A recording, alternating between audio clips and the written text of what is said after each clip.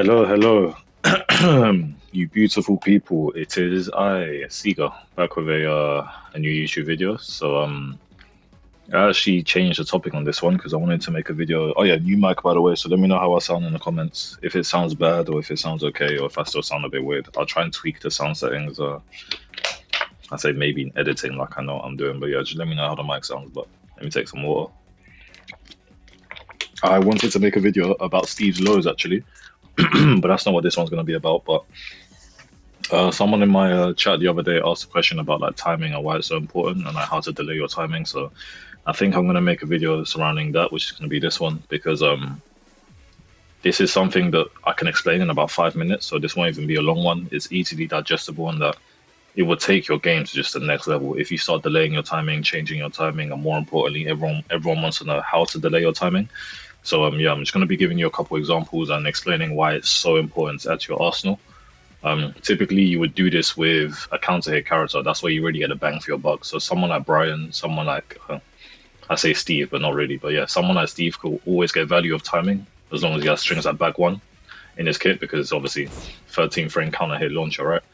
Um, Someone like Brian gets really, really big value from changing his timing because he has 1,010,000 counter hit tools, people like King, etc. But anyone can use it. All of the characters in the cast, even if their archetype isn't to counter hit you, will get immense value from changing their timing because it means it makes your offense just that much more unsolvable.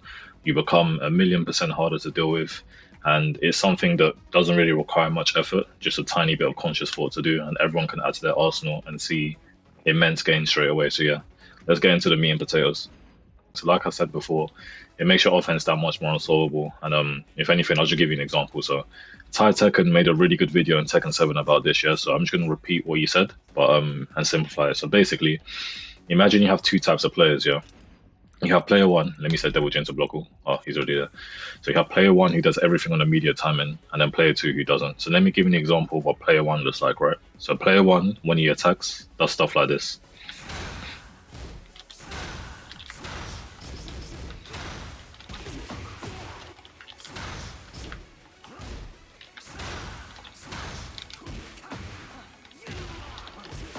All right, cool. So that's player one, yeah.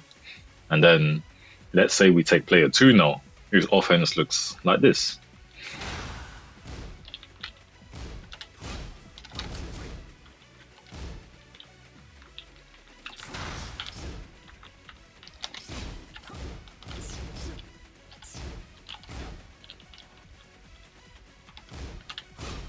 Cool. So well, I can't really speak to you guys yet, but like what I mean is like I would ask you guys which player do you think is more intimidating, scary, and tougher to deal with, right? A lot of people would actually say player one, but they're wrong. But player one is only scary. So someone doing stuff on immediate timing is only scary is if you don't know the matchup. So let's say you have no idea what Steve does. You load into your rank game, and then you have a Steve doing this stuff over and over here into running to his meant to be stuff like this. Oh my god, he will splat me. I'm gonna die. Yes, then it becomes really scary. But if you have a semblance of what's going on, you know, you don't need to know all the strings, but you know he's got a lot of highs, you know what to sidestep, blah, blah, blah. Immediate timing becomes really easy to deal with because all you need to do is make one read and launch him. The answer is actually player two. So player two is much more scarier because player two is changing his timing by movement, by doing slow moves, and just being a nuisance with dart cancels, being a nuisance with dash blockade, and you saw me do a lot of running a lot of single jabs, etc., etc. This is actually what you want to aim for. And changing your timing can be as simple as maybe for the first half of the round, you go balls to the wall and you do a lot of buttons and you play really fast, and then you just stop. You can backdash a bit, dash in and out of range, maybe chuck a QCF1 while standing one, then you play really fast again because they're close to the wall, then you chill again, you might chuck in a back one, another back one. Like, delaying your timing, especially on a character like this, will take your Steve to just different heights, man. Like it's something that I really need everyone watching this to go and practice and to go and do, because you will kill people with immediate timing and kind of running them over with like your simple flowcharts. Don't get me wrong, but the higher up you go, this becomes really powerful. And there's no right or wrong way to do this. Let me explain this in further detail, right? Actually, I delay my timing a bit different to most players. You will have some players that do what I do, but for the most part, it's a bit of a foreign way I delay my timing. I do something. If for those of you that have seen me play, you would have seen me do a lot of this thing called dash blocking. So it's a bit of an advanced technique, but I'll explain what the two reasons why you dash block. So how you do it, by the way, is obviously if you dash, you see my inputs on the left side of the screen. A dash input is just forward, right?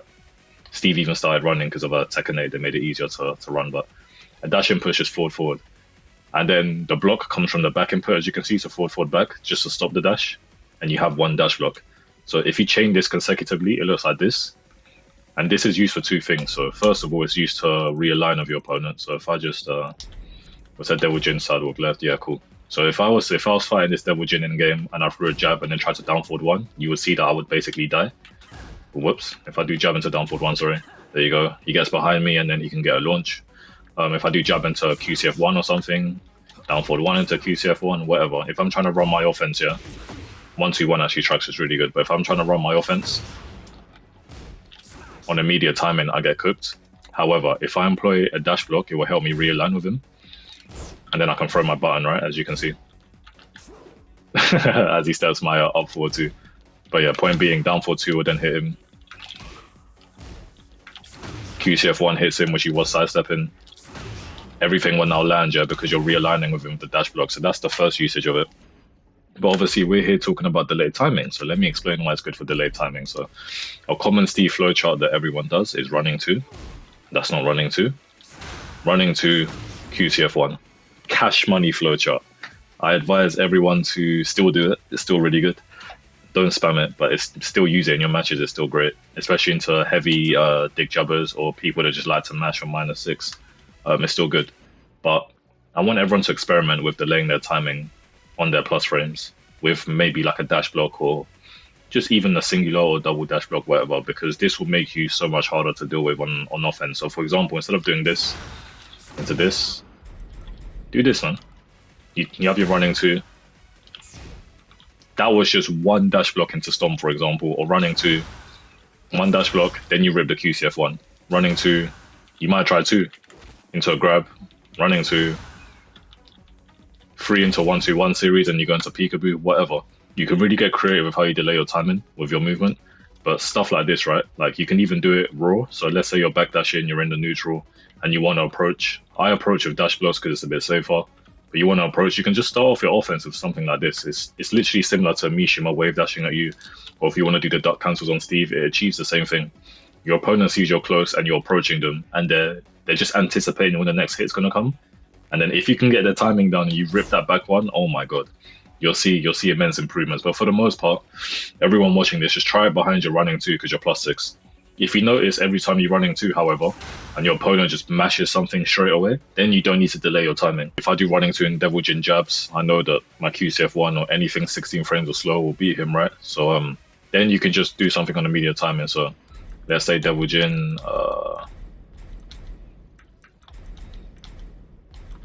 we're just saying to do 1-1, yeah? DVJ hits me for back fist, boom. So let's say I want to delay my timing. I do my running 2, I start to dash block. Oh no, he's pressing 1-1 every time, right? Then I don't need to change my timing if that's the case, because we've kind of got like, we've achieved the mission. He's pressing on immediate timing to basically say, all right, cool, get out of my face, I don't want to eat the mix. Then you can start pressing back on immediate timing because you're +6. This is fine. But against a total, someone that's been like so passive and holding back and not pressing anything, this might be really good. Because it basically draws out an attack and it makes them scared to press. Then when they let their attack rip, bang, you catch them with a big counter hit. So that's basically the science behind it, the reasoning behind it, right? But yeah, that's the reasoning behind it. Second way to change your timing, and arguably the easier way, is just by adding another move, or I say mashing in quotation marks, right? So this is what Ty Tekken was talking about in his video, and let me explain. So let's say I'm fighting against this Devil Jin. I'm in my little ranked match, I'm in my little match, whatever. And I've been backdashing a lot. I've been playing quite a conservative style, and I've been doing a lot of 1-2-1. So I've been showing him this string, right? A lot of 1-2-1s. Just trying to catch him coming in, 1-2-1, -3 on block. You know the deal by now, right? 1-2-1, 1-2-1, 1-2-1. This is basically conditioning him that I'm playing at like this tempo. Like he gets used to the boom, boom, boom, 1-2-1, -3, nothing's coming after that.